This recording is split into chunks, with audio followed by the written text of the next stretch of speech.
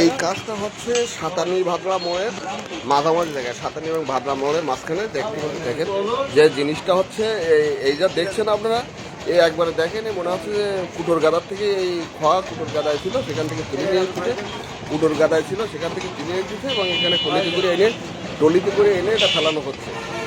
দেখেন একবারে আমাই তাই সেই সব রাস্তায় দিচ্ছে। এই রাস্তা কদিন টিকবে? আমি স্থানীয় প্রশাসন সহ স্থানীয় জনপ্রতিনিধিদের দৃষ্টি আকর্ষণ করছি। বিষয়টা আপনারা দেখেন, এই রাস্তাটা বেশি দিন টিকবে নাকি, যেটা হচ্ছে একটা মেন রোড এবং গুরুত্বপূর্ণ একটা সড়ক। এই সড়কে যদি এই খোয়া ব্যবহার করা হয় তাহলে এটা কী অবস্থা হবে সেটা আপনারা ভালোই বুঝতে পারছেন।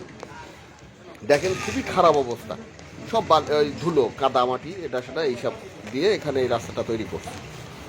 এই ঠিকাদারের নাম খুব সম্ভবত আলতু, যতটুকু জেনেছি ওনারা এই যারা কাজ করছে ওনাদের কাছে শুনেছি যে উনি আলতু নামের এক ঠিকাদার এই কাজটা করছেন।